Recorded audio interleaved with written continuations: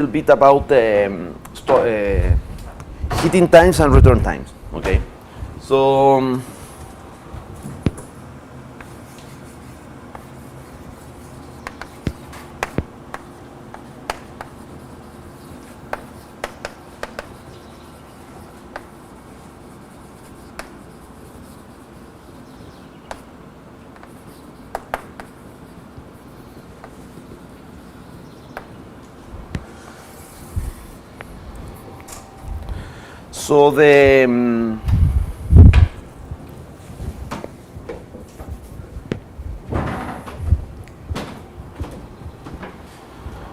the idea is that we start with as usual with a Markov chain defined on some state space, and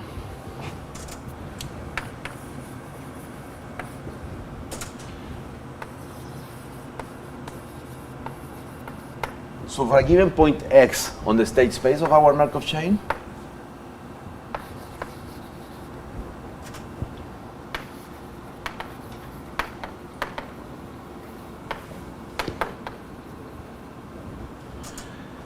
the hitting time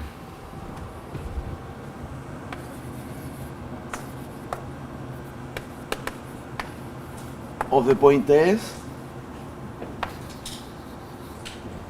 is just the random time that one defines as the first time that the Markov chain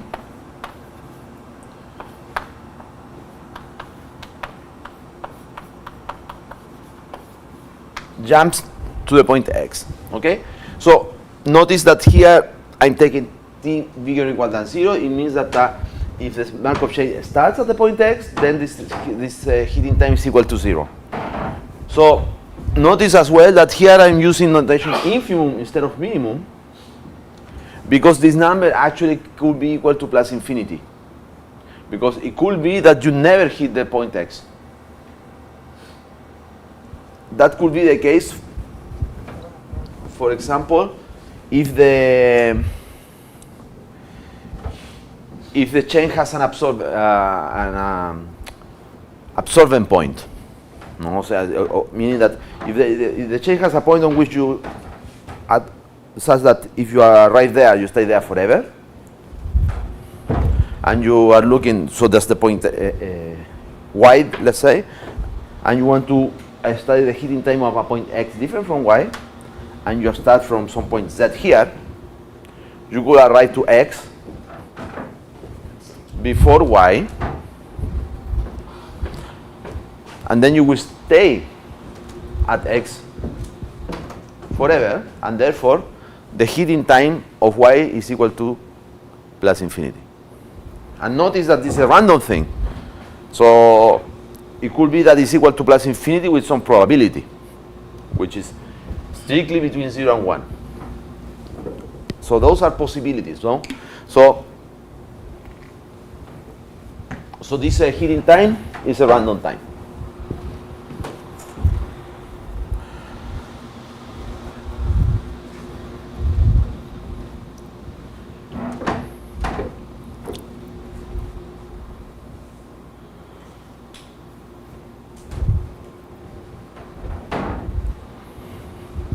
So this, there is another definition that one can do,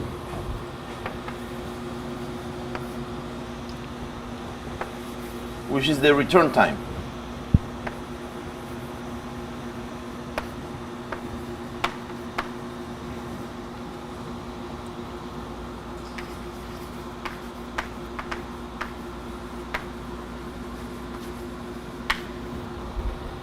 So the return time is the same, basically almost the same thing as the hitting time.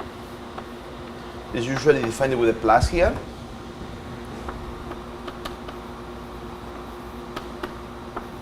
And the only difference in the definition is that now the time t has to be bigger or equal than 1.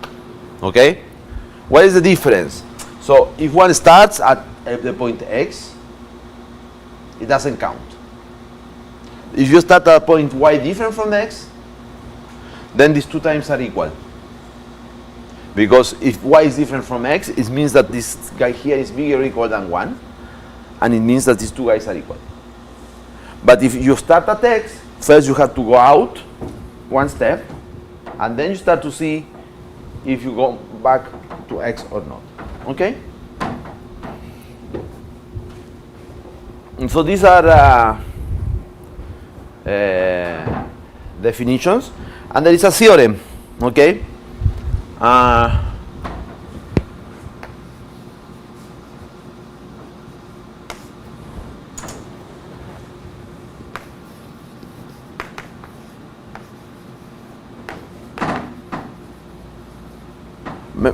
Maybe before the theorem, let me.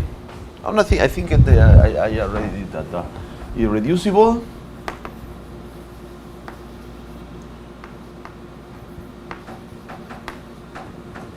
On a finite.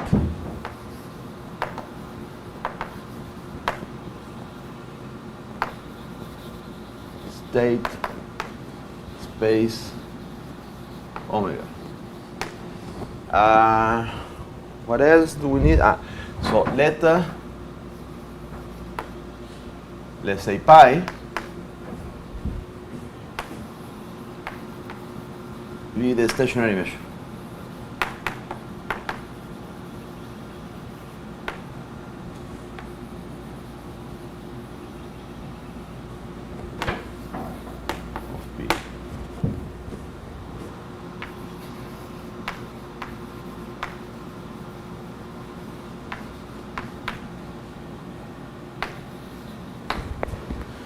So we have a formula that relates the stationary measure.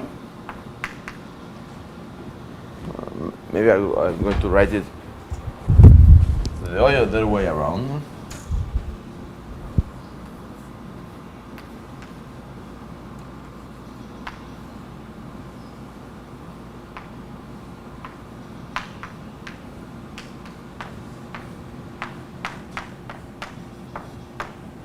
It relates the stationary measure with return times.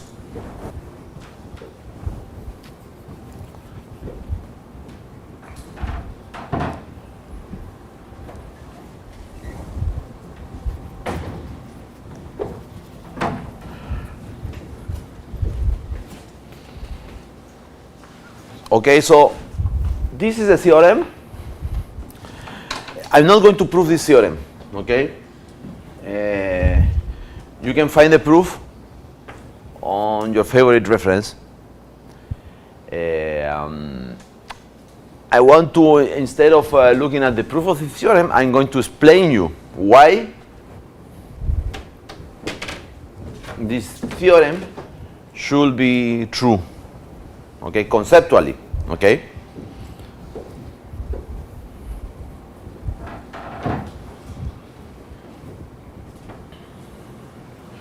Because it's kind of strange theorem, okay?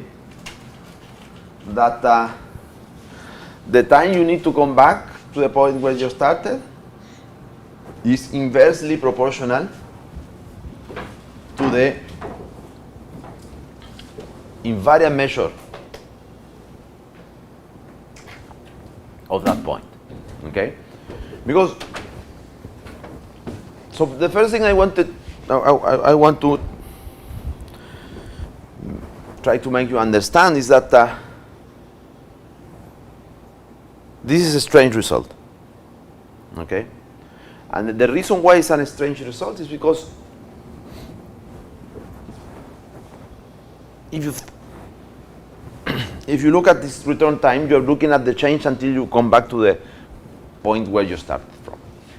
In particular, aside from the initial point and the last point, the trajectory never passes through the point x. So in the sense that it's like the chain explores the space, but it never explores what is around x.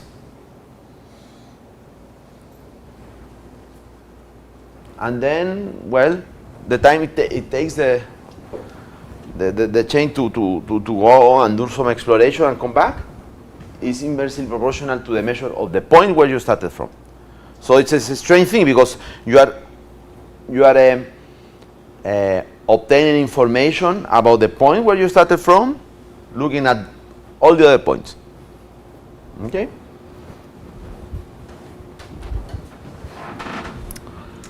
So let us imagine. So this is omega.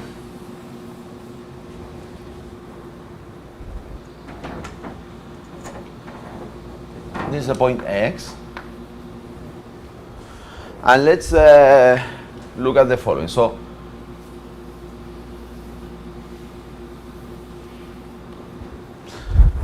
we look at the trajectory of the chain until it comes back, right? So the length of this trajectory is inversely proportional to the invariant measure, right? This is what the theorem says. Now let's imagine that we run this Markov chain forever, okay? And for an arbitrary long time. So we look at the excursions. So what are the excursions? So this is one of the excursions. So now I'm going to draw a possible second excursion.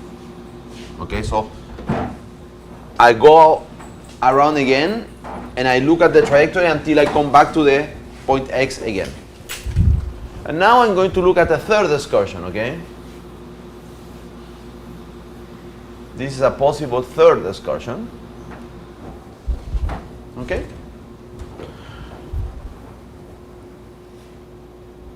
So what can we say about these random curves that I just drew here?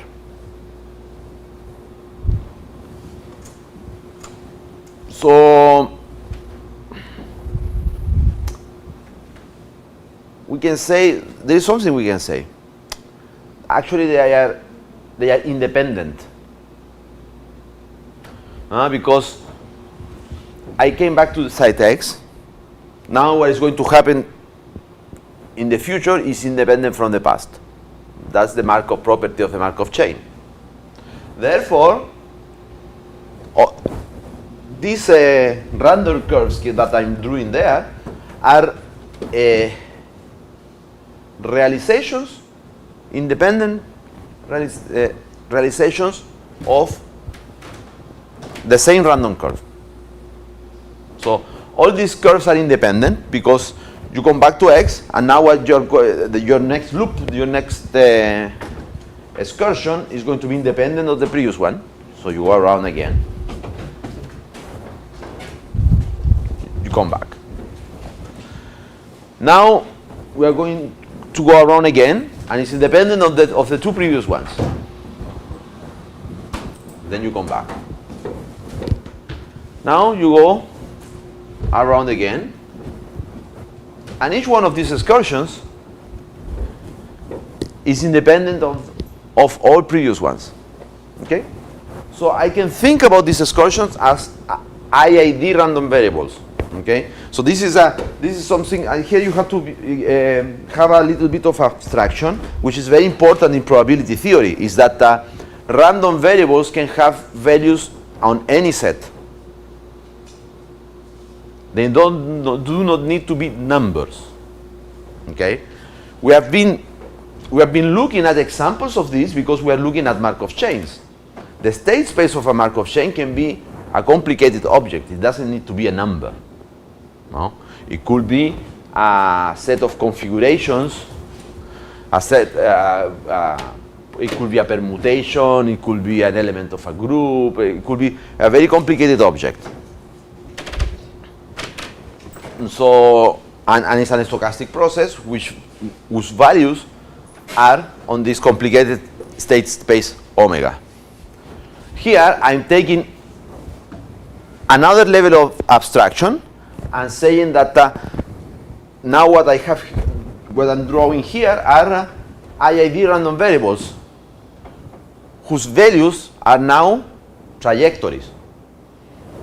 But trajectories is just another set. Right? The set of trajectories in omega, it could be complicated because these trajectories are not necessarily bounded, no? but it's still, if you think about it, it's still a countable space, right? So if you start with a countable set omega, and you look at the set of all possible finite trajectories that start at x and come back to x, this is also a countable set. It's a very complicated countable set, but it's still a countable set. Tem que começar no X. Tem que começar no X. Senão elas não vão ser independentes. Hã? Senão elas vão ter um certo grau de dependência. Exatamente. So these are IID random variables. What do we know about IID random variables? We know the low large numbers. So IID random variables satisfy the low large numbers. Okay, so the idea, so let me just give a idea.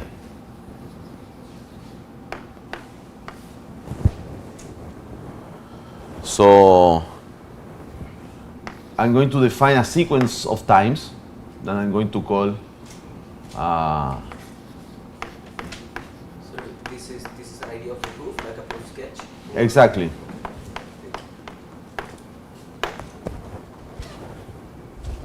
Or maybe a T0.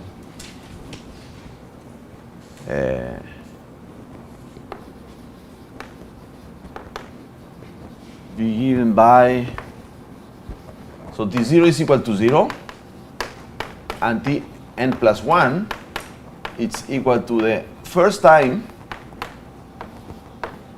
after Tn, such that the chain is equal to x.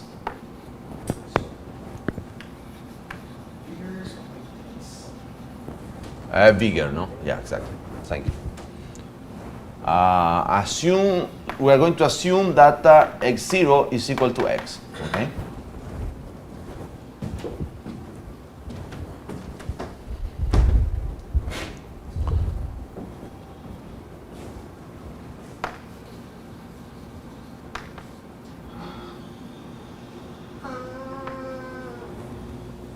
Não entendi agora.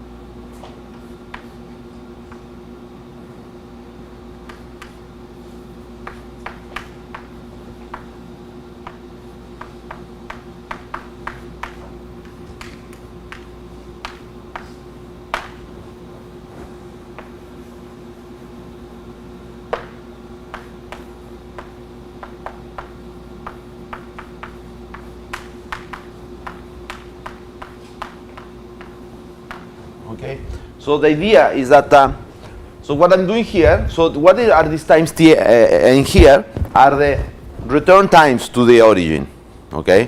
So t1 is the first time you come back to the, well, not the origin, no, the point x. So t0 is 0 because we start at x, t1 is the first time we come back to x, t2 is the second time we come back to x, t3 is the third time we come back to x, etc. And what are these things here? These are exactly these curves here that I drew here. Okay?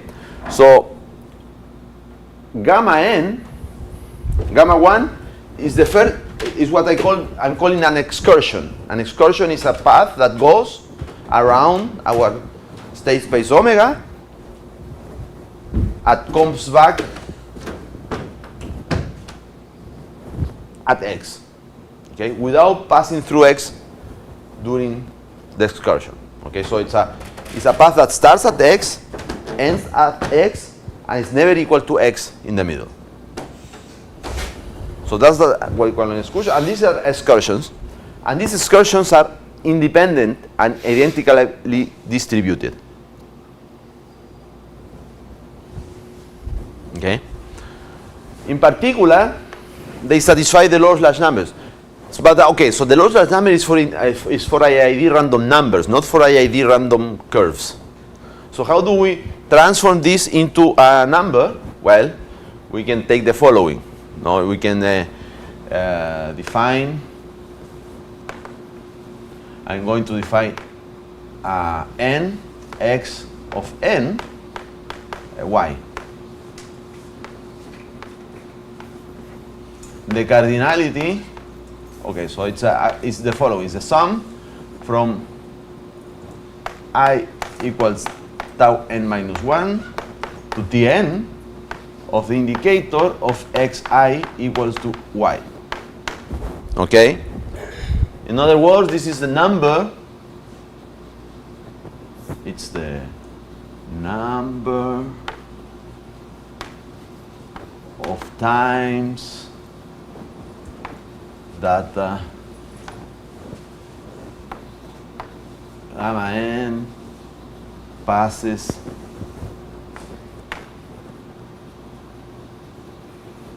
through y. Okay? Sorry. I didn't quite understand what is this gamma and this x Tn minus 1. What is this x of Tn minus 1? So whenever there are too many subscripts, I pass the subscript to the parentheses. This is a rule. Ah, okay. Thank you. Okay, this is notation. This is something I said one of the first lectures, and probably you were not there or you forgot, but it's okay. But then all these points are just x, or the second term is Tn minus 1 and a plus 1 above. Exactly. Okay. Yeah. Okay, so maybe this is that will make things a little bit more clear.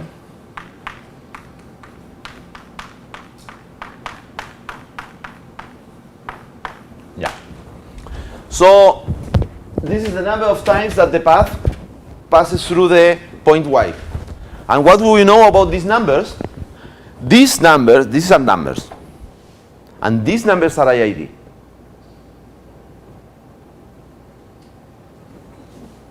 Therefore,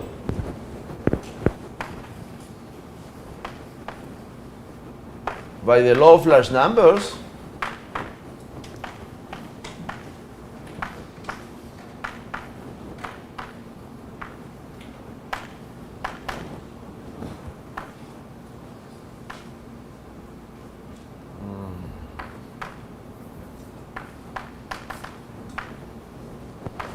this thing here converges to some number that I'm going to call n. Let me give it a name to it.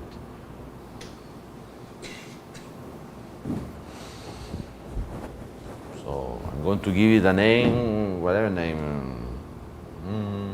Mu. No, mu no. 2. A.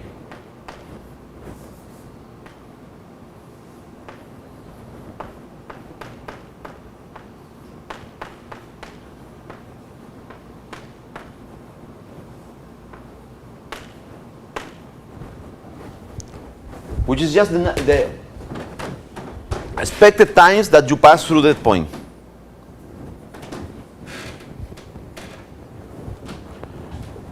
What else do we know about these numbers?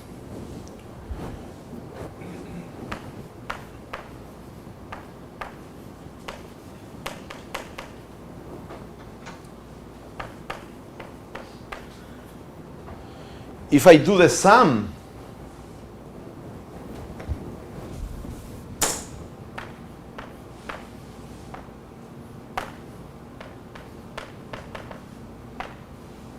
okay, so let me do this. If I denote by modulus of gamma I the number of points that the trajectory gamma I has, no, this excursion, how many points this excursion has, it's a random number, no, it's the length. It's the difference between these two times here. That difference is also an IID sequence and also converges to a number. For the large numbers, this is when n goes to infinity, no? When n goes to infinity, the large number says that the average of a bunch of Numbers converge. Here, the last number tells me that this also goes to a number. Which number? The average length. But the average length is actually the sum of these numbers here, right? Because the length of gamma is the sum of these n's here. So it's actually equal to the sum over y different from x of a.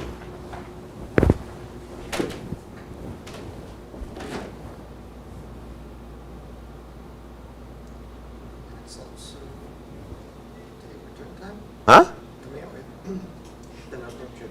Também é o tempo de retorno. É a esperança do tempo de retorno.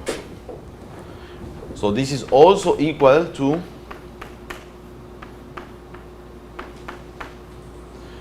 so now one should say this is very likely to be 1 over the invariant measure.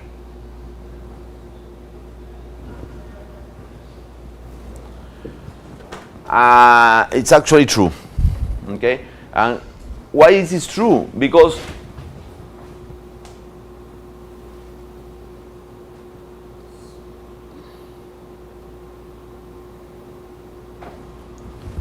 no.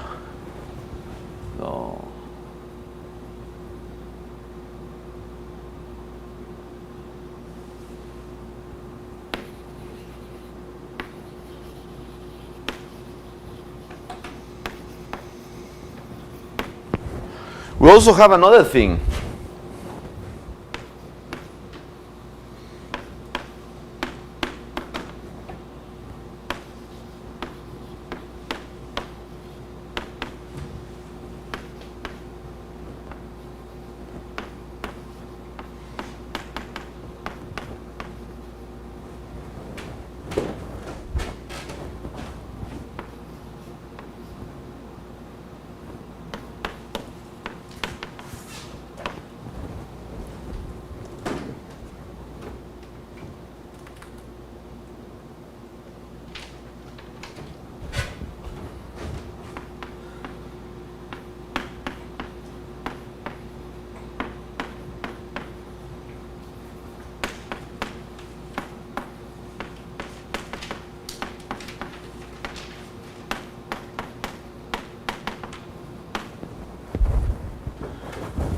So this is also equal to this number here.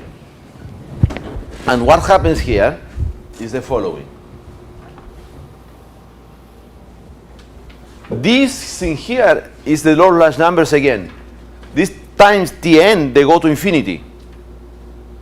Right? Because each excursion has at least one point. It's a subsequence of n, no? Because it goes to infinity faster. It converges by the lower large number.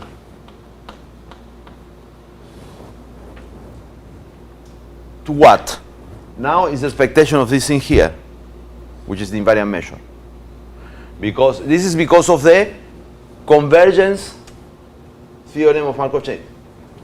So this thing here is going to converge to the invariant measure. The expectation. So the expectation of this number is not exactly constant because the chain doesn't start at invariant measure, it starts at x. But we know that it converges exponentially fast to the invariant measure. Therefore, we can just assume that this expectation is the invariant measure. Okay? This is not obvious. Okay? This is why this is just an idea of a proof. Okay? This point here needs an additional argument. Okay?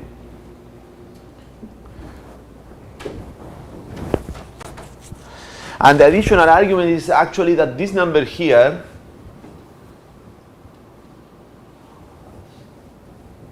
in fact, this guy here is converged to something, this guy is converged to something, then this guy also has to converge to something. And if it converges, it has to converge to the expectation. Okay? One has to be very careful about everything I'm saying. This is why this is just an idea of proof. It's not exactly a proof, especially because I'm assuming that everything has a finite expectation everywhere. And then this is equal, so this converts here to the invariant measure. So the invariant measure, what is the invariant measure? Is pi. This here converts to pi of I.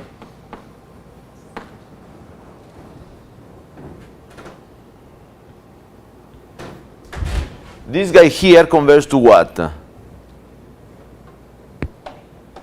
Converts to this, right? Because these tau n are the sums of the size of the excursions, no?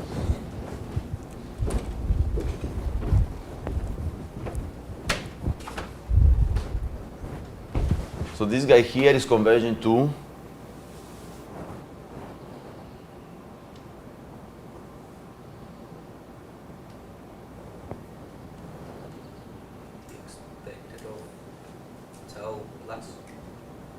okay, so here I made a small mistake. No, this is not the return time, because actually here I'm not counting the last step of the return time. So if you return to x in 2 steps and you sum over all the points which are not x, you get 1. If you return in 3 steps, you get 2. So this is minus 1.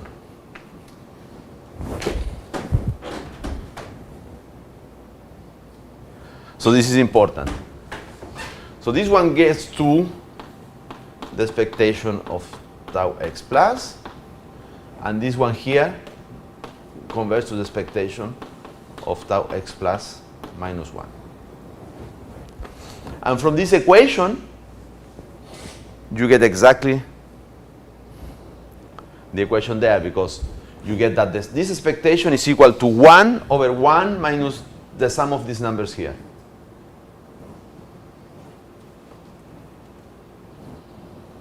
Because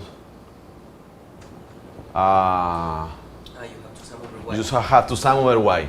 Okay, so when you sum over y,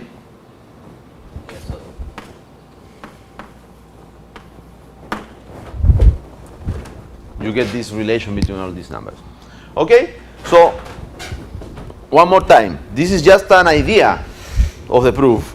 Now I'm going to explain you the intuition around it. Okay, so the intuition is very natural. No, that is that we are dividing our Markov chain into independent excursions. Since these excursions are independent, I can use these excursions, no, for example, to do some statistic about what happens with the chain. So, what is the invariant measure? So, let's imagine that we are simulating the chain and we want to compute the invariant measure. One way to do it is to look at the frequency, the relative frequency of each one of the points on the chain. So the relative frequency of each point of the chain, it's an estimator of the invariant measure. But now I divided my set of my samples into independent chunks. Now that I divided in independent chunks, before I had this suspicion about that the relative frequency is the invariant measure. But now that I have independent chunks, there's no suspicion anymore. I know that if I count the relative frequencies on each chunk and then I average these relative frequencies, I'm going to get the total relative frequency. Because now the chunks are independent among them. So then the two things have to be equal. Okay, and the first one, so running the chain and looking at the relative frequencies, that should converge to the invariant measure. And now what I'm doing is I'm dividing this chain into species. So in the long run, so I cut a very big time n. So how many excursions do I have? N divided by the average number of excursions. On each excursion, how many times I pass through each one of the sites? Proportional to the invariant measure also. So if I do the computation, we write to this formula here. Okay? So the mathematics can be a little bit tricky, but the intuition behind it is more or less clear. Now, I have two different ways to think about sampling this Markov chain, and if I compute the relative frequencies of the points in these two different ways, I have to get this. I have to have the same, get to the same result. Where is that the mathematics coming to fact into? It's in the fact that when you actually do that, you do get a limiting number. That's the point on which things are not obvious. Okay, so Intuitivamente, se pensar se fosse um obedido uniforme, então isso vai dar o tamanho da própria, né? dá tamanho da prova. Ou seja, em média ela vai passar por... Exatamente, em média ela vai passar por tudo, porque todo mundo tem a mesma probabilidade.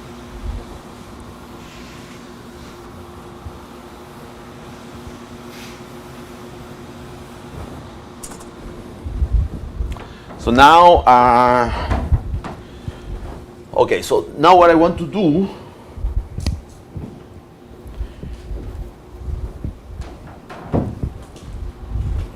is to make a definition, okay, which is a little bit more general.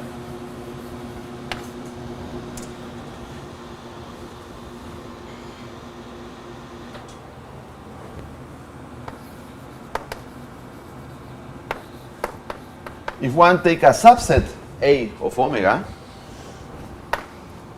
one can define the heating time of the set A as in the obvious way. It's the first time that the chain arrives to the set A, and one can define the return time to the set A as the first time after the first step that the chain is at A. Okay? So these are definitions. So this is the heating time. This is heating time.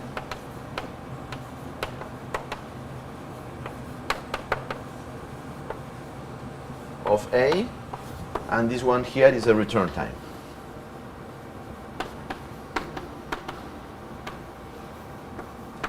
Okay, and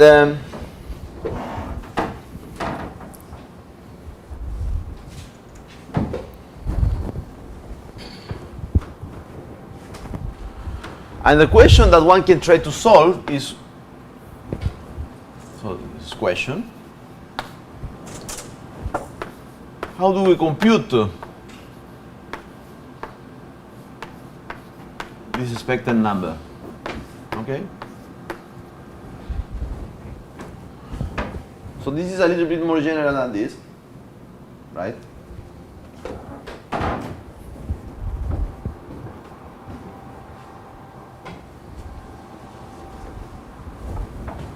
One possible answer. So there are some formulas. So you are invited to read the book of Pal, on which he has a very beautiful formula for this number here. But what I'm going to do here is that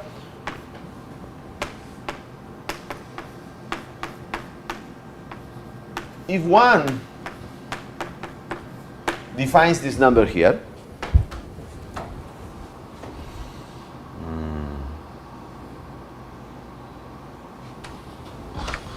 so maybe I'm going to compute it without the plus, okay? Because, yeah, I'm going to compute it without the plus, because it's slightly, it makes, actually makes more sense.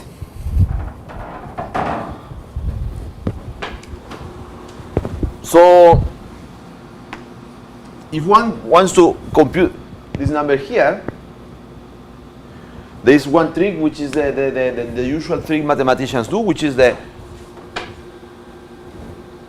whenever you cannot solve a problem, you try to solve a more complicated problem. Okay, so this number here is difficult to compute, so let's compute all these numbers together. Okay, and there is a way to get an equation for this, no? So remember that. So if x, the point x, belongs to A, this is the same computation we did for the gambler's ruin the other day.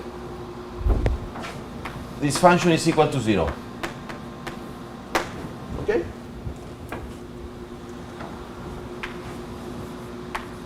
So if x does not belong to A,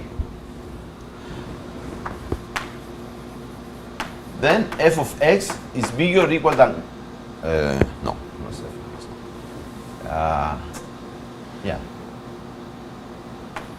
f of x is bigger or equal than 1, right? Because if you are not at the set A, you have to take at least one step to get to the set A.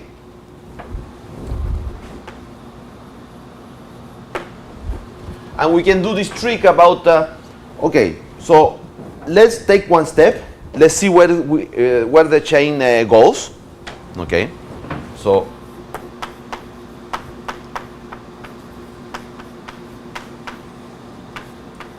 well, with probability p x y, you go to the point y, and then from y, how much time do you need to go to the set A? F of y. That's the definition of f of y. Okay, so the average time you take from going to the point x to the set, let's say A, is what? Is 1 plus, you give 1, then you do one step, and you count how much time you need from where you landed to the set A. So we have this equation here.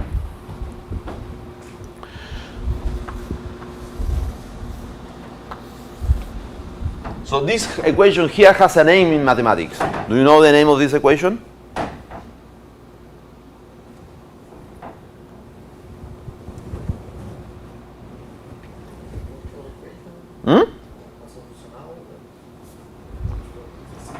So this equation has a name, and the name is Poisson equation.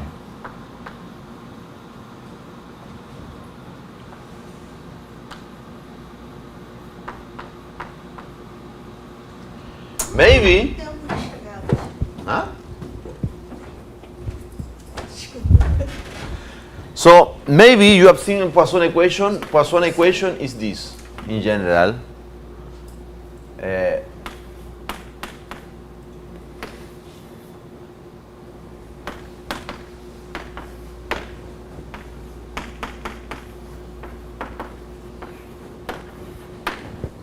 Okay, so on PDEs,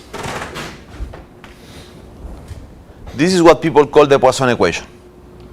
The Poisson equation is you take a domain D and you search for a function whose Laplacian is equal to a prescribed function G inside the domain D, and with the boundary condition, for example, 0 at the boundary of the set D. Okay, so this is the equation of the well, there are many things that have this equation, no?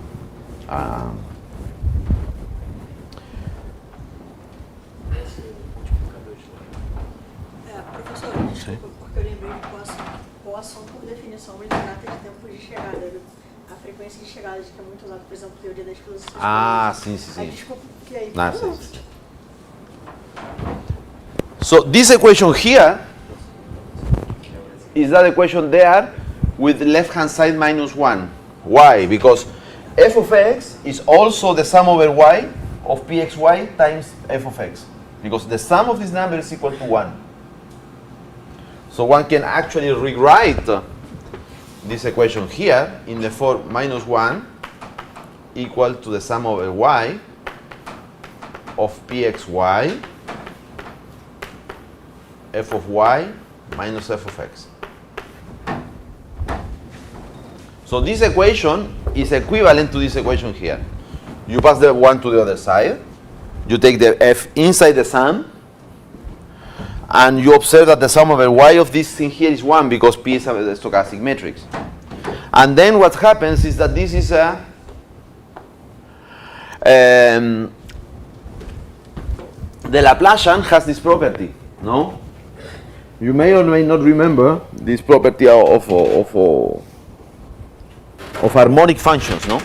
So if a function is harmonic, which means that the Laplacian is 0, then the average over a ball of an harmonic function is equal to the value at the center.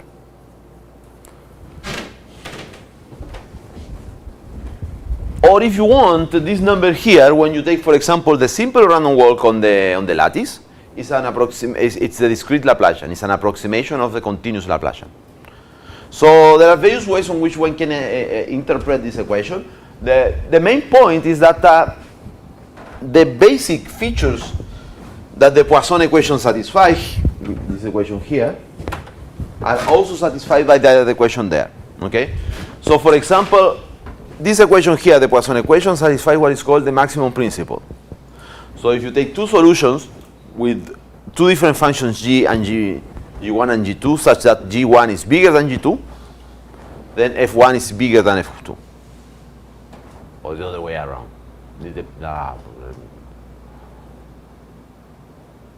The other way around, no? So if g1 is bigger than g2, then f1 is smaller than f2. That's the maximum principle.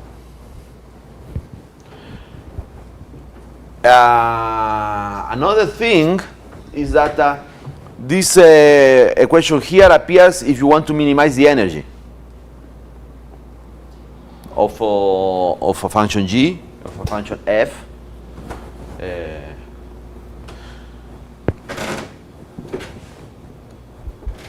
And that equation there also appears if you try to minimize some sort of discrete energy that you can define. This equation here also appears when you try to solve an how is that?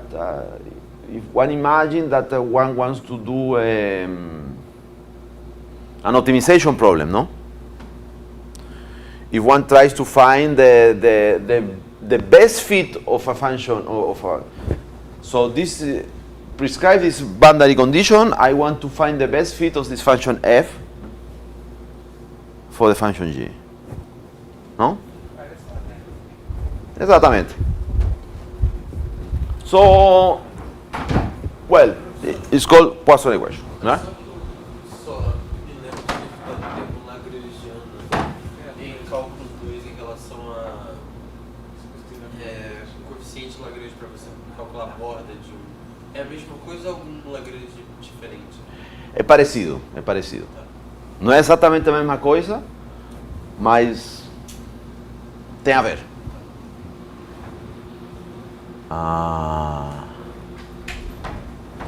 Okay, so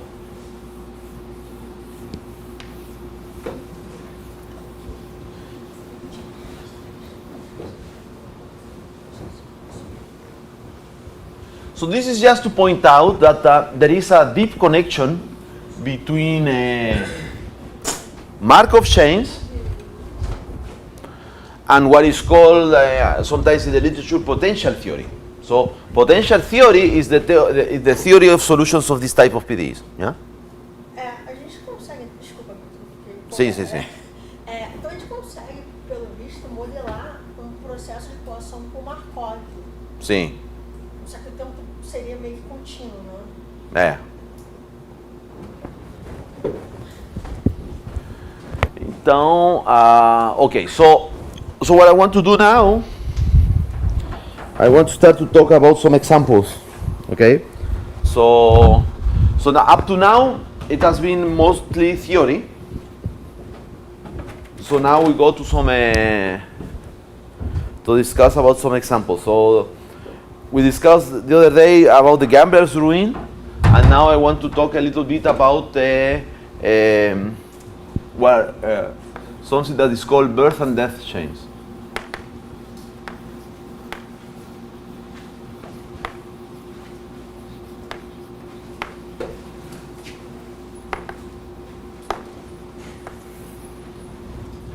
Okay, so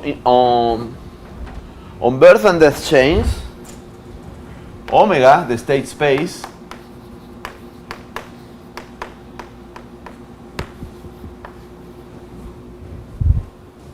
is just the interval. It's an interval of non-negative integers.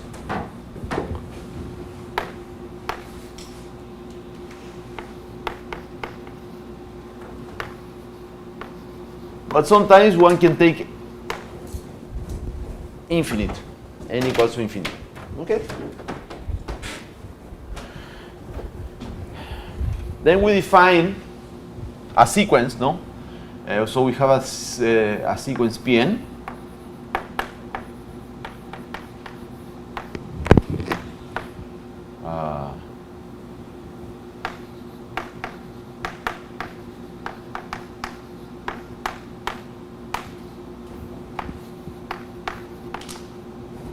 And this sequence satisfies some properties, no? The first property is that the sum, so these numbers are bigger or equal than 0, and the sum is less or equal than 1. Okay?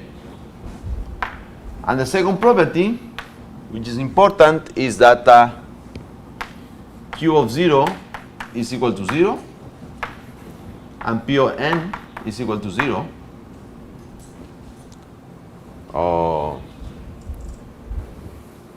maybe it's better to write it in this way. So Q of n is equal to 0 if and only if n is equal to 0. And P of n is equal to 0 if and only if n is equal to big N. Okay, so these are these numbers P n and Q n. And now, if we want to define a Markov chain on this state space, what we have to do is to specify the transition matrix P. So now we define the transition matrix P. So we define P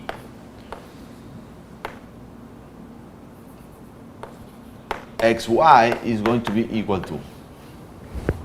So there are 4 cases. It's going to be equal to P of x if y is equal to x plus 1.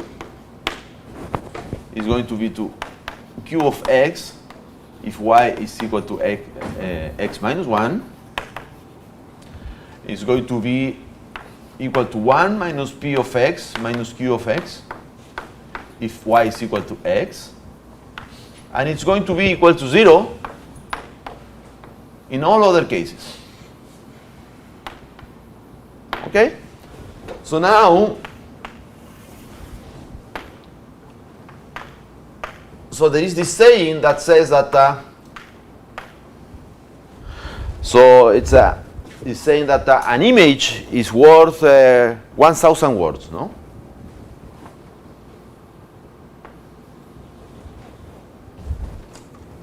So what does this chain do? So it's a simple random walk, so it's an example of a simple random walk.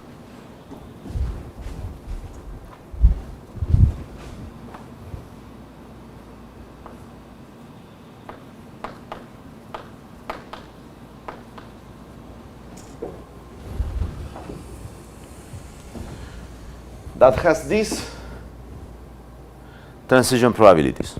Okay?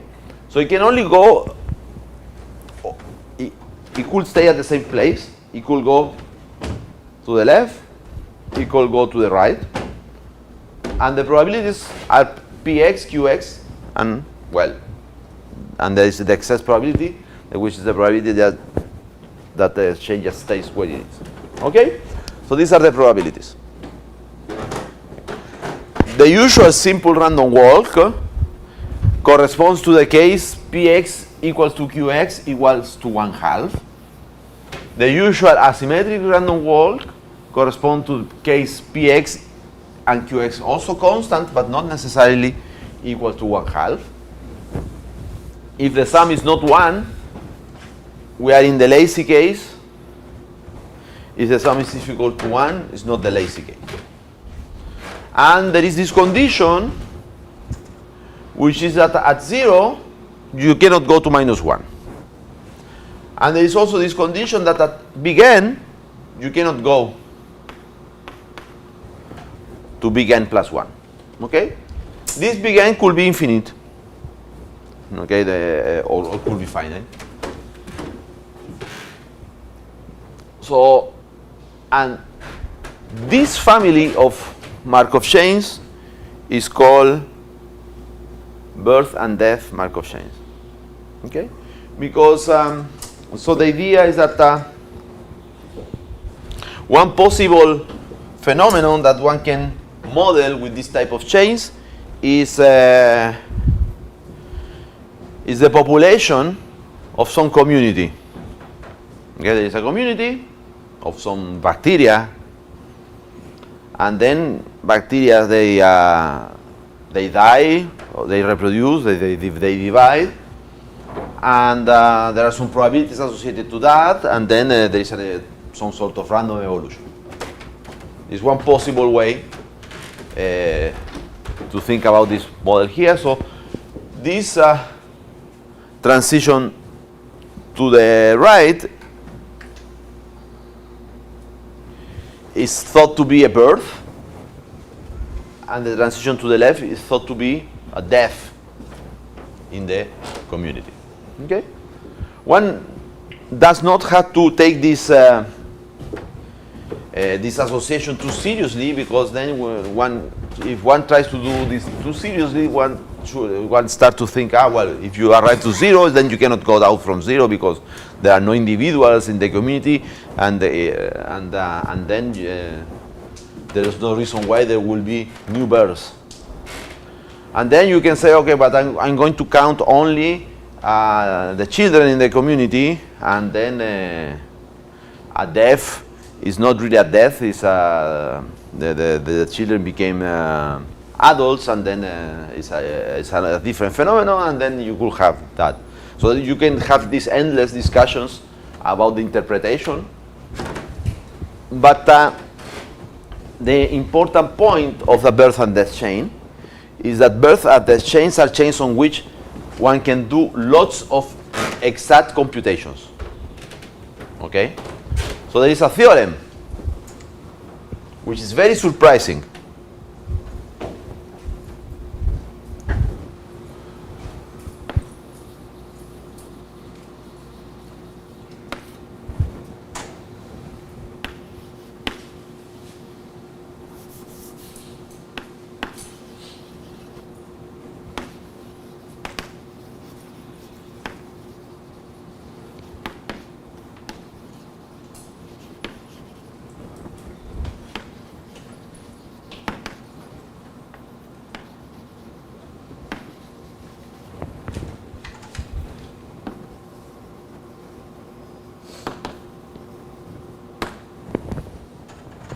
And here I'm going to introduce the word finite to which means this case here, okay? So whenever the n is finite, we say that the chain, the birth and death chain is finite, okay? So this is a very surprising theorem because it's obviously wrong, right? I mean, it's clear that here most of the birth and death chains are asymmetric, no? There's only one which is symmetric. Well, maybe two because I have to take into account the laziness. But most of the chains are asymmetric, no? Why should it be reversible? Porque os lugares, tipo, ele tem menos chance de ir para a esquerda, mas tem menos pessoas na esquerda que podem ir para a direita e muitas pessoas na direita que podem ir para a esquerda. So a posteriori, thinking about what happened in the example of the asymmetric simple random walk that we did the other day, we know where the catch is, no? The catch is in the invariant measure. So the invariant measure is going to take into account this asymmetry somehow. So, well, let's prove this theorem. There is something implicit in this theorem, which is that actually one can compute the invariant measure explicitly. Why one can compute the invariant measure explicitly? So the first thing is that because of this condition, so this condition here, the only if part of this condition here, the chain is irreducible. Okay, you can always go from any point to any other point. Okay, so let's mu be the stationary measure.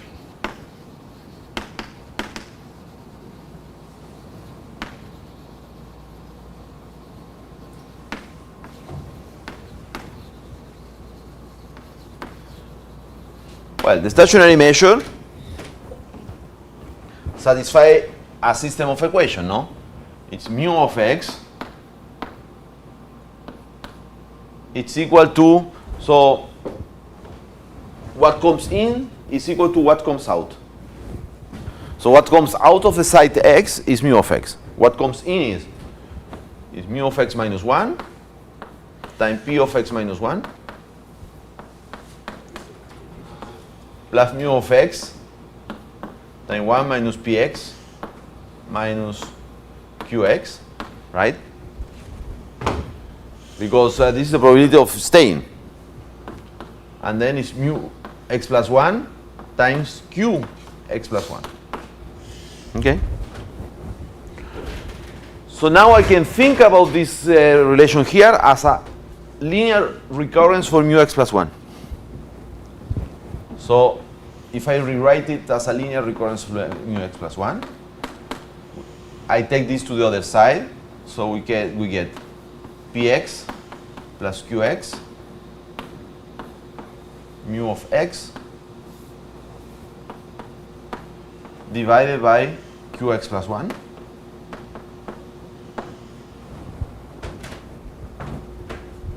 is correct, huh?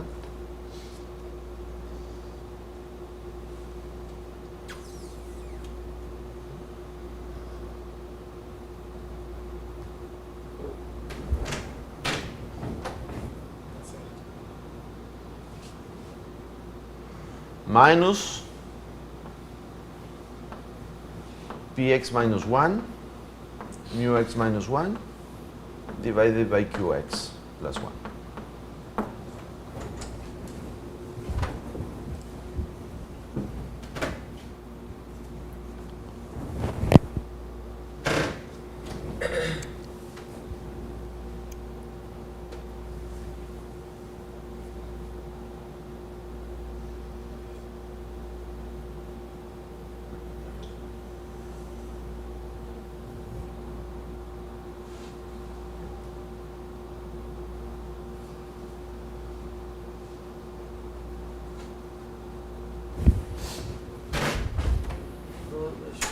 Só fazer uma...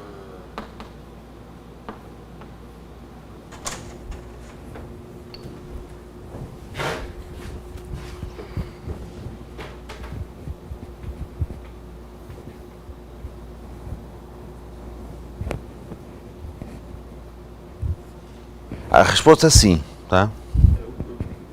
Eu ia complementar transformadas de Laplace. Não sei se é exatamente o que você pensou. Eu esqueci qual cor. Eu não sei o que é transformar Laplace, eu sinto muito.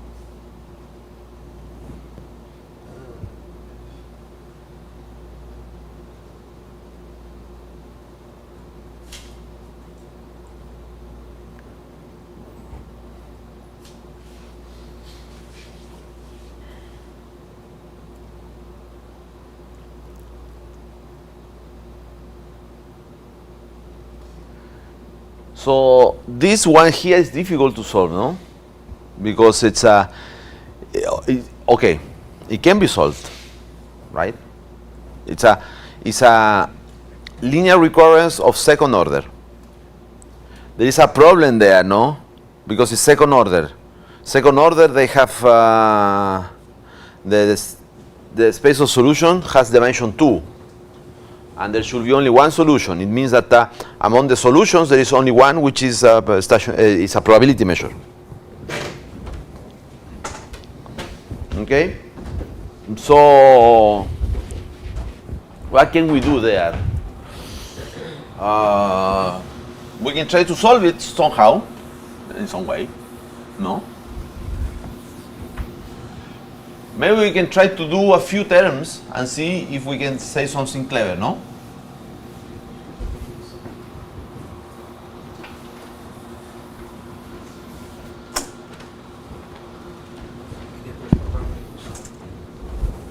Let's see. Okay? So, the first equation, it's mu1. Let's see.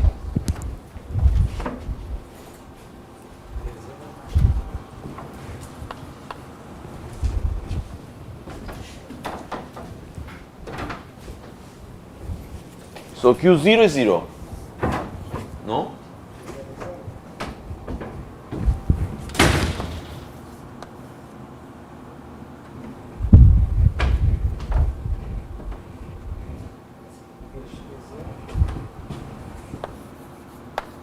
Mu0 divided by Q1. Okay. And the other one is 0 because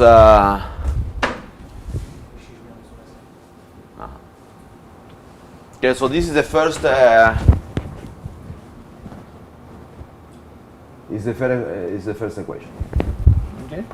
And now let's look at the second one. So mu2 it's equal to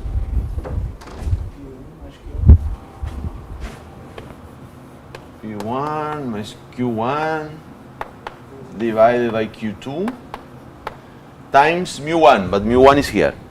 So times P0 Q1 mu0,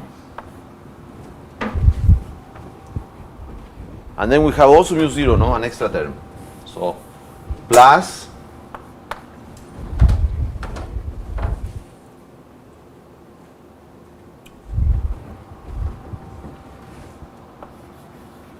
P0 divided by Q2. Is that correct? No. X plus 1 is 2. Yeah.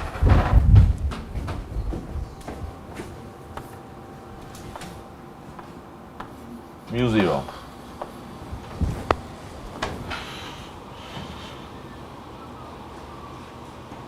Minus maybe. Huh? Minus maybe. Minus? There's a minus somewhere. Here? Yeah. So here it looks that there is something's happening, no? Yeah. Because I can rewrite this as P1 plus Q1 times P0 minus Q1 times P0 divided by Q1 times Q2, no? And then these two terms cancel. So this one here cancel with this one here. And what you get is P1, P0 divided by Q1, Q2, and 0.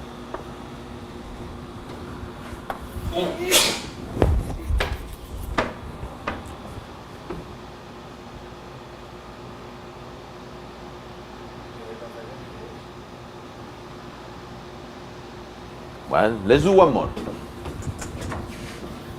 Just to see what happens, no? So mu3 is equal to P2 plus Q2 divided by Q3 times mu2 times P1 P0 divided by Q1 Q2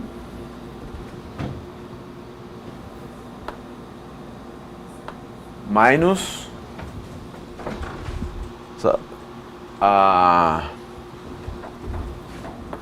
P1 divided by Q3 times mu1. Well, mu1 is P0 divided by Q1. This is time mu0.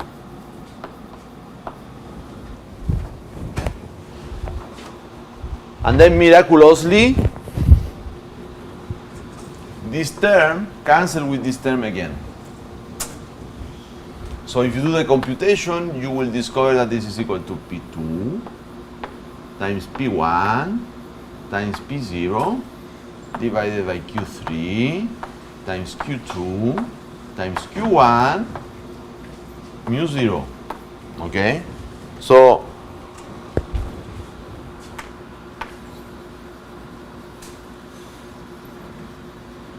the conclusion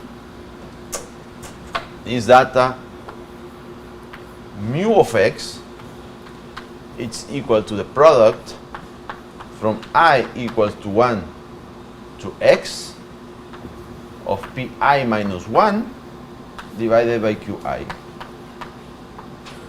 times mu0.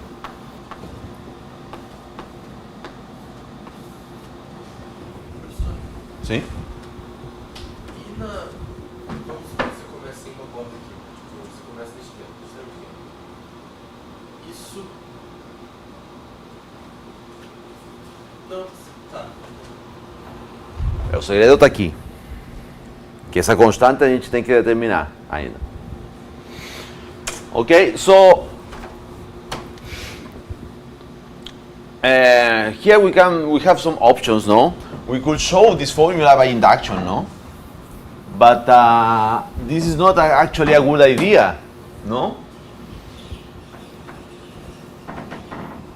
Because what happens now is that this is a candidate, no? For the invariant measure.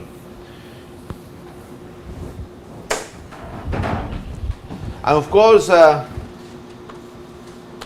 mu0 is just the sum from x equals 0 to n.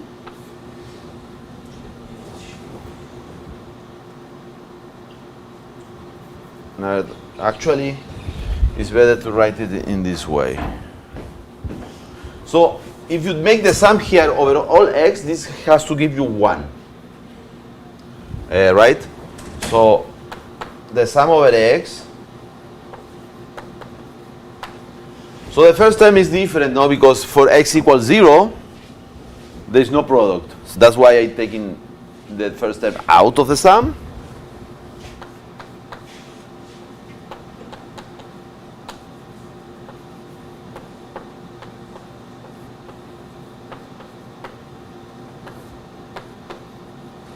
And the constant is this number here. This number is not really important, okay?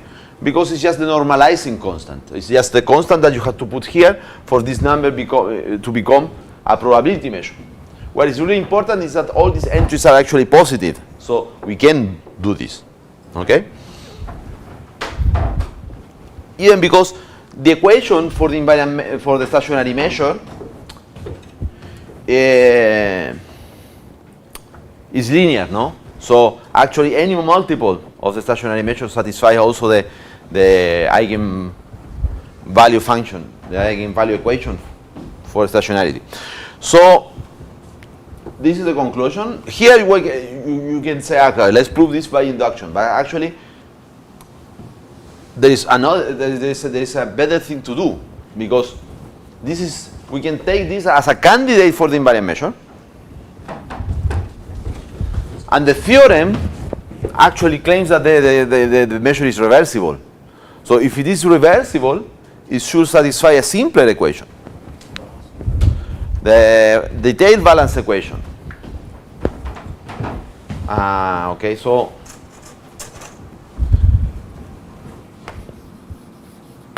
let us check.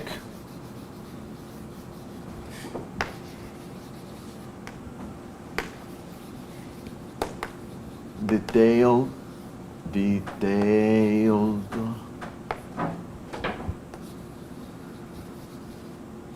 balance equation.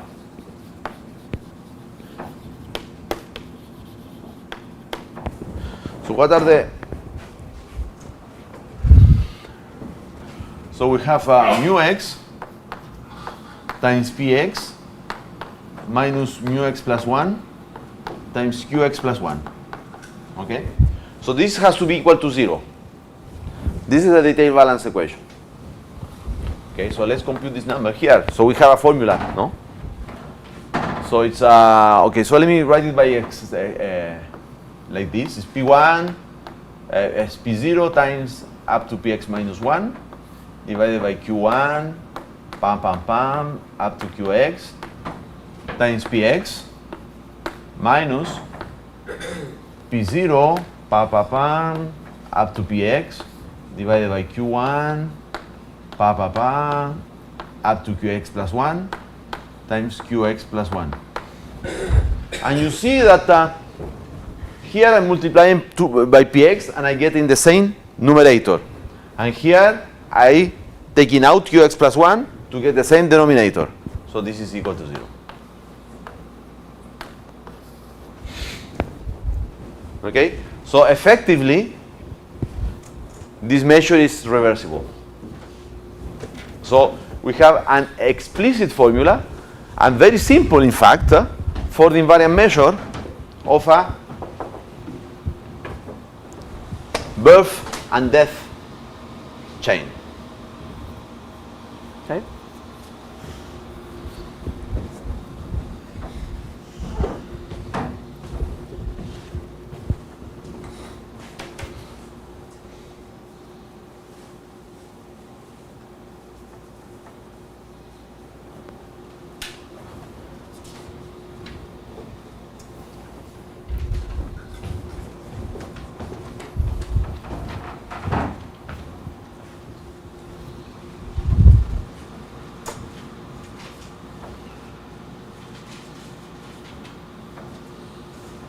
So let me do some examples.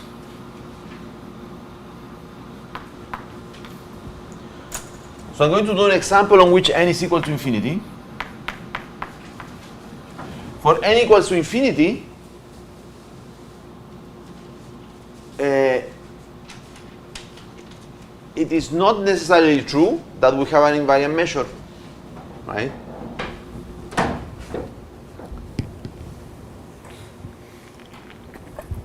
But if there is one, it has to have this formula, right? Because you will always cut the birth and death chain at a big N. We will have this formula for the big N, and then we can send the N to infinity, and we will have to have the same formula. Okay? So I'm going to take the N equals to plus infinity, because then you will get a very simple, there is a nice example which is the following. So P of x, okay, so P of x is equal to some constant number. Let me think, what do I want to do? I'm a bit confused by your last remark about that it must have that form. So in the case of when this is z, No. I guess it's not exactly the same because you're cutting off at 0. Exactly. Yeah. So that's the catch.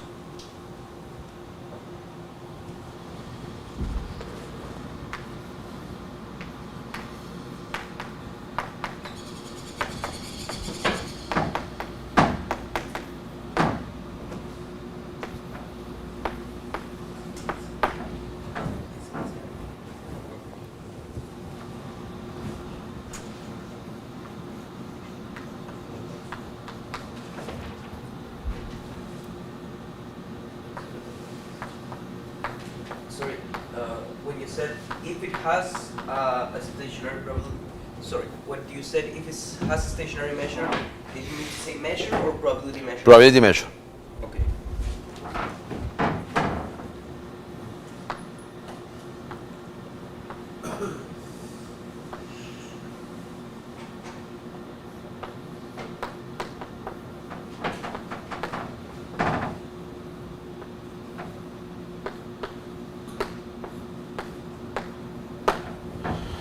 So we see that we recover the example of the asymmetric random walk in the case on which we take these numbers just constant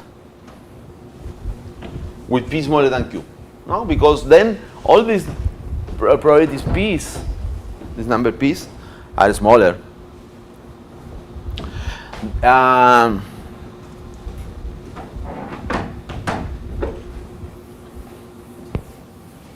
There is a super fun example.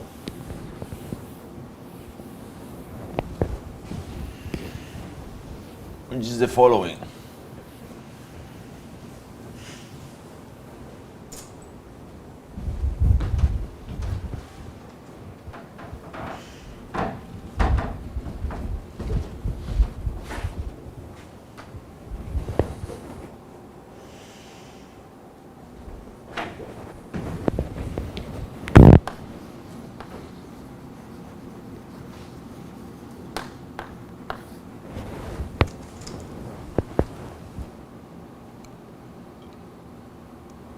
Okay, so now let's do Ehrenfest erm.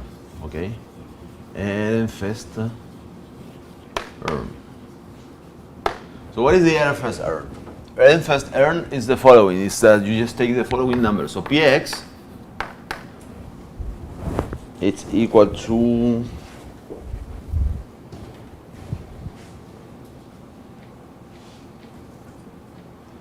px you.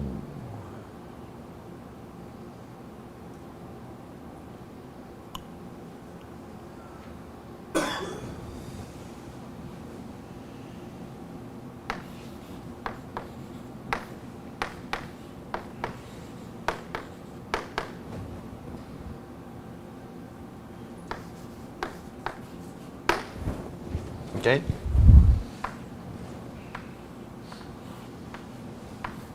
So you are x and you go up with probability n minus x divided by n, and you go down with probability x divided by n. Okay. So in this case here, let's compute mu x, no?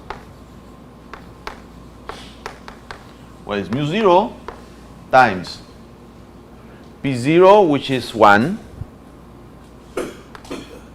p1, which is 1 minus 1 over n, well, it's n minus 1 divided by n, until px minus 1, which is n minus x plus 1 divided by n. And then we have to divide that by q, the product. So q0 doesn't enter, it starts at 1 over n, and go up to qx, which is x over n. Observe that the n denominators, they cancel. We get only the numerators, and the numerators are the first one is n factorial divided by n minus x factorial, and below we have 1 over x factorial.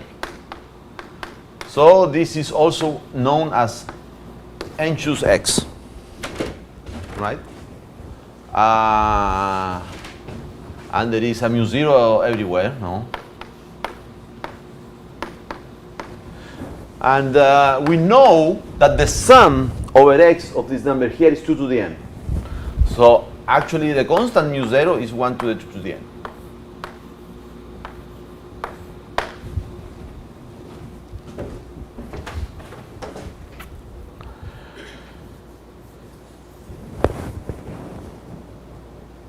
So this is the famous binomial distribution, no? So we see that the mu Você quer falar? Tem exatamente esse exemplo no próximo. Sobre 2nx. Probabilidade. Mas na onda de Ehrenfest essa probabilidade não tinha que ir mudando? Ou seria com n muito grande, aí mantém constante? é assim, é isso mesmo. X bolas de uma categoria, Y de outra, você vai colocando. Então, aí não vai mudando um pouco a probabilidade de praticar? Não, porque o número de balas é constante. So the elephant's urn, it's a Você está pensando, pega a bola e mexe. Pega a bola e fica. it's in fact it's an idealization of an ideal gas. Okay, so there are two idealizations. No? First we start with an ideal gas, and then we do an idealization of an ideal gas. Okay, so we have a box. We divide the box by half, and we want to. And we imagine that here there is a gas, an ideal gas. So it's a gas which is not very dense, and there are particles. Okay. So the number of particles is big N, and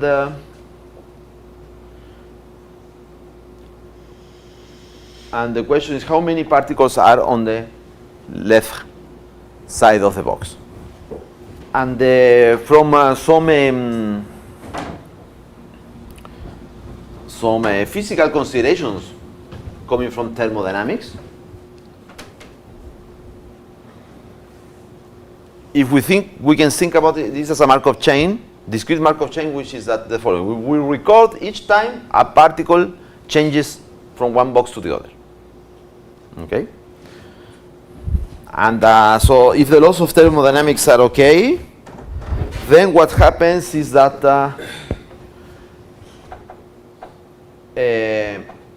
if one records one particle changing boxes, this particle is chosen uniformly at random.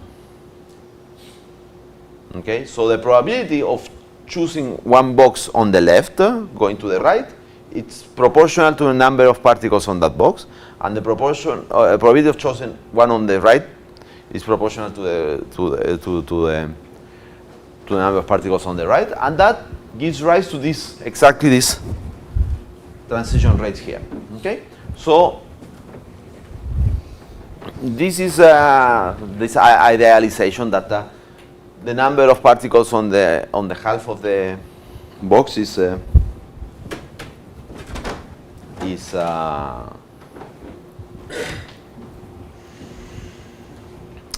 this Markov chain. So this Markov chain here was somehow invented to analyze some paradoxical behavior. No, so what do we know about Markov chains? We know that Markov chains. This is a finite state Markov chain.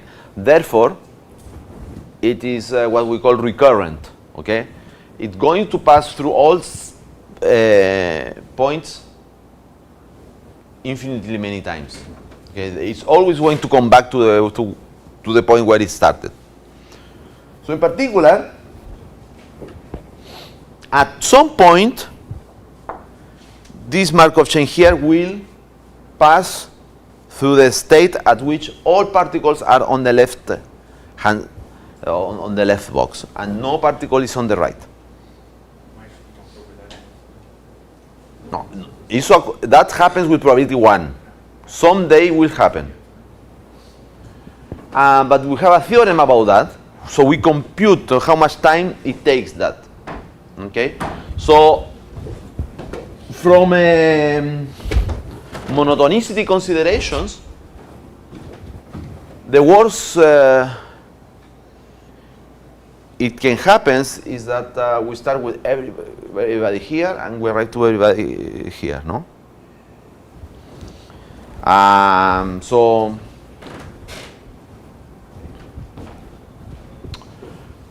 we have a formula for that, no?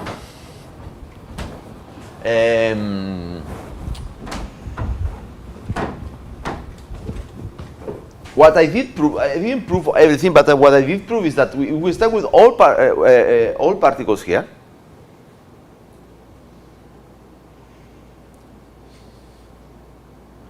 The time it takes to come back to that configuration with all particles here again is 1 over the invariant measure.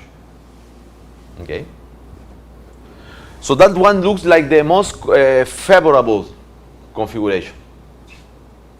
So, I mean, for any other initial configuration of particles, it's going to take longer to arrive to all particles here than if I start with all particles here. Okay? So the return time of all particles here is smaller than the heating time of all particles here starting from any other configuration. Just because of monotonicity monotonicity considerations, because actually this chain happens on an interval. So if I start here, I have to pass by 1. And in the return time, I get to 1 at one step. And at any other point, I get to 1 in more steps. So, but we know that that time is 1 over the invariant measure. What is the invariant measure of everybody here? It's so it's n choose n, which is 1. It's 1 over 2 to the n. So it's 2 to the n, the time, expected time. So we know that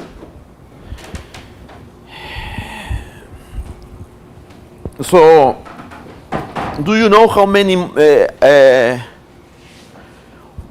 molecules of air, well, yeah, there are in this room?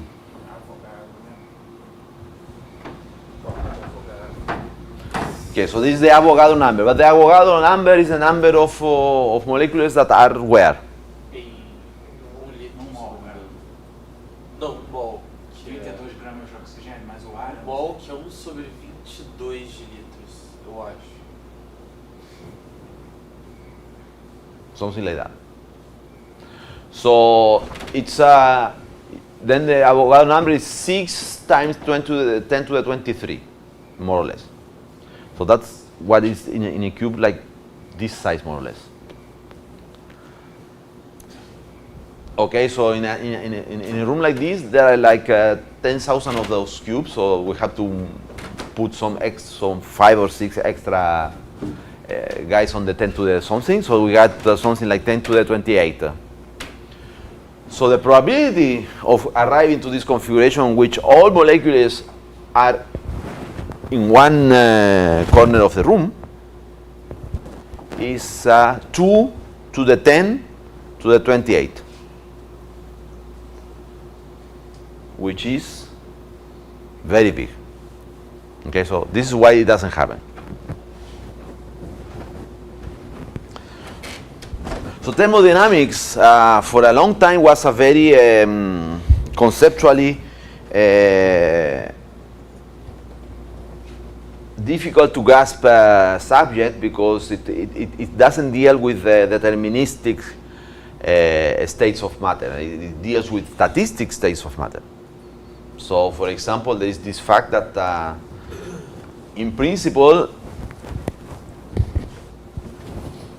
the assumptions that you had to assume in order to thermodynamics work imply that at some point and someday all molecules of R are going to go down to one corner of the room. No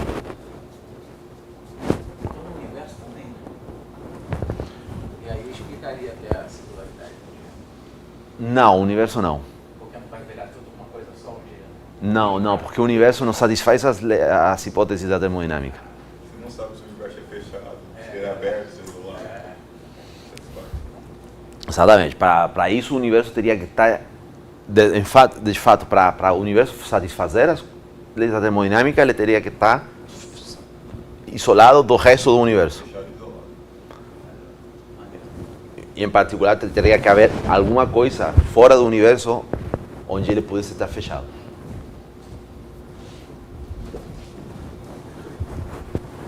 É tipo o macaco escritor, né? É um negócio que não vai acontecer, mas que tem probabilidade. But so this is explains a bit why these times are important, no?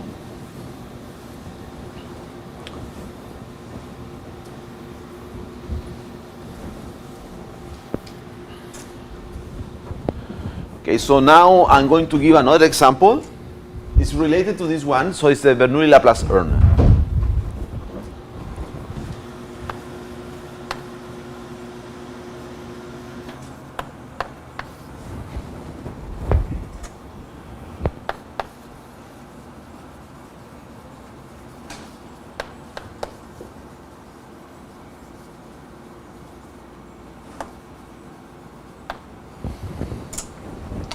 So in the Bernoulli Laplace urn, so the situation is a little bit different. So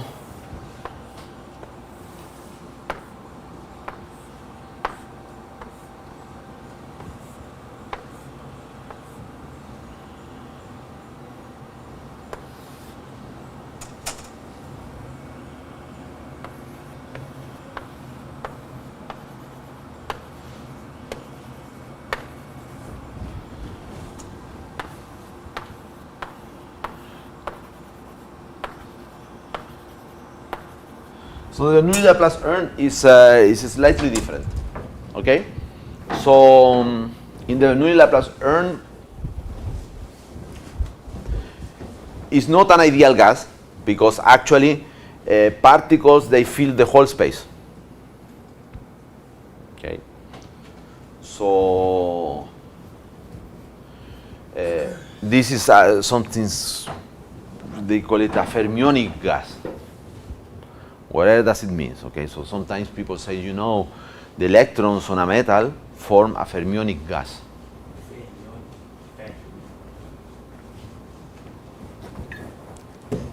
Whatever does it mean? Okay, but the point is that a fermionic gas satisfies the Pauli exclusion principle. They cannot be at the same position at the same time. So here we have positions. So we have two halves, left and right. And now what happens is that at each step of this chain, uniformly at random, we take two balls and we exchange their positions. Elas são indistinguíveis, né? Mas ela cor diferente, aí elas são indistinguíveis. Não, são distinguíveis, é a cor. São de cor diferente. Mas entre elas, as vermelhinhas são indistinguíveis. Isso, Ah, isso. sim, mas ela mantém a cor diferente. Sim. Porque eu tô sem cor aí, eu fiz quadrado na bolinha. So, and now the question is how many balls of red balls are on the left box. Okay? So, then we see that one defined xt is the number of red balls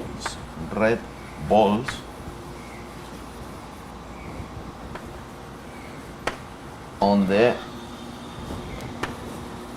left box. And we see that, so what is P of x? So, in order to get one extra red ball, what do I have to do? I have to choose an orange ball on the left. Orange balls on the left. So there are how many? If I have little x red balls on the left, it means that I have n minus x orange balls. The probability of choosing an orange ball is like this.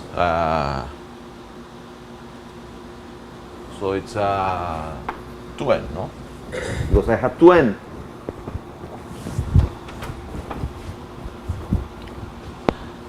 Then I have to choose a red ball on the left. ¿Ah? N en cada lado.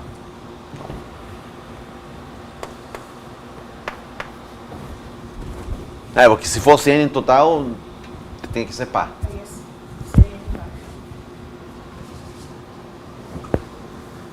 So, and then I have to choose a red ball on the right. So I have x red balls on the left. That means that I have n minus x red balls on the right. So it's actually n minus x divided by 2n again. So it's actually n minus x divided by 2n squared.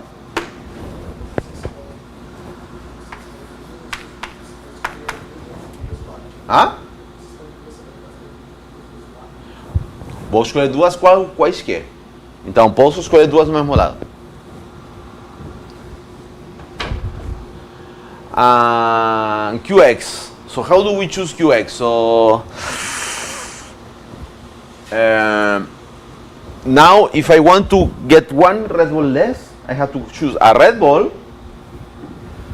There are x red balls. The probability of choosing a red ball x is x divided by 2n. And then I have to choose an orange ball at the other side. And the orange balls are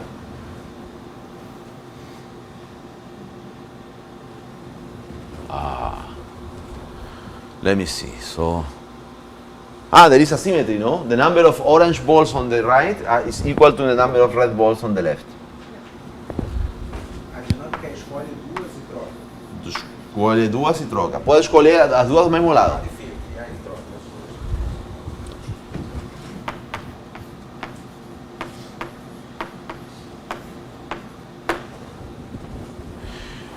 And in this particular case, we see that 1 minus px minus qx is some number, no? It's equal to 1 minus n minus x divided by 2n squared x over 2n squared, which is equal to, well, something, no?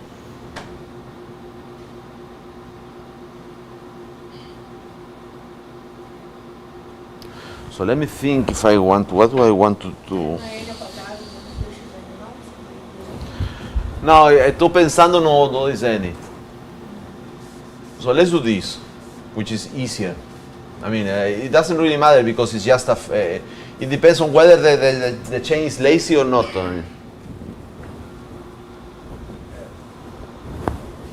So we're going to choose one ball on the left and one ball on the side, on the right.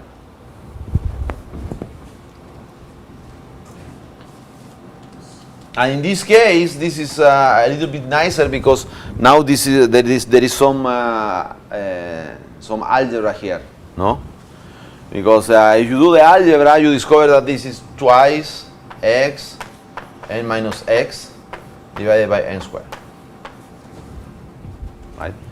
Because you just write 1 as the sum of x over n plus 1 minus x over n to the square. So this is the Bernoulli-Laplace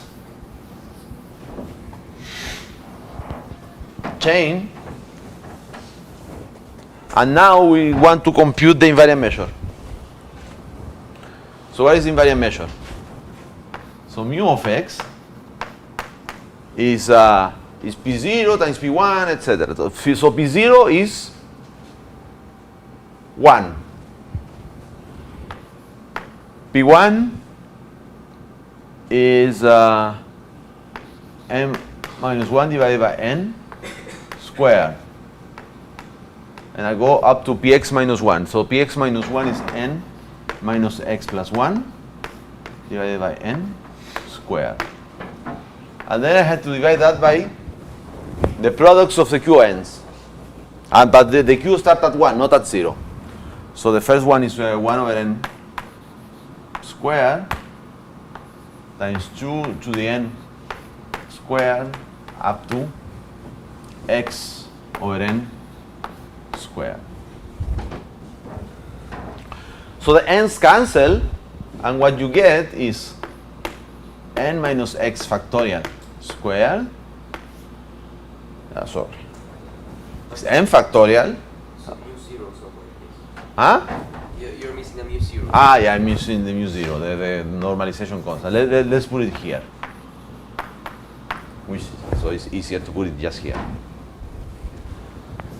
So this is equal to, it's n factorial squared divided by n minus x factorial squared times 1 over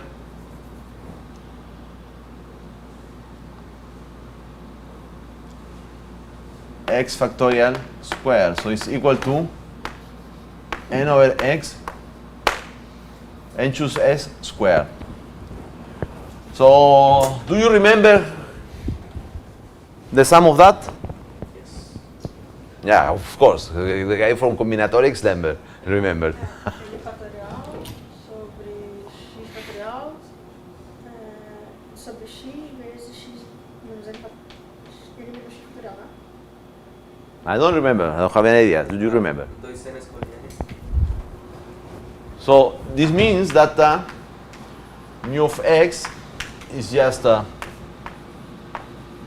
this divided by this, no? Because 2n choose n is the sum of these numbers. No? There is this generating function trick.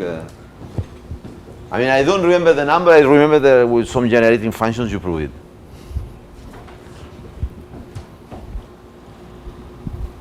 Okay, so this is the Bernoulli Laplace urn. So it's another urn which is very important. Okay, the Ehrenfest and the Bernoulli Laplace urn, they have very important particularities. Okay, which are the corresponding transition matrices are explicitly diagonalizable. Okay, so you can use representation theory to actually diagonalize these matrices, and the eigenfunctions have some fancy names that I forgot. I think so for the Bernoulli Laplace, I think that those are the Krautschut functions. I don't remember, maybe something like that. And for the Ehrenfest urn, those are the Charlier functions. I don't remember. Doesn't matter. It doesn't matter. The point is that more important for us will be that we can actually compute the spectrum. Exactly. So we can compute all the eigenvalues. The eigenvectors are not going to be super important, but the eigenvalues are going to be very important. Okay? Because if you remember, I told you that I kind of proved it. I didn't prove it completely, but I told you, and it could be. We can say something about that more specifically. We'll do that later. So what is called the spectral gap of the matrix dictates the convergence to the stationary measure. So in general, one possible way to compute the spectral gap, which is the distance between one and the next eigenvalue, is to compute all eigenvalues. Because one has to make sure that there is that the one that you compute is actually the largest one. So for these two examples, the Ehrenfest urn and the Bernoulli Laplace urn, one can compute the eigenvalues exactly. So all of them. So now that you have all of them, in particular, you know what is the largest one. And then you have the gap, and the gap tells you how fast this change converges to equilibrium. Okay, so we stop here. See you on Tuesday.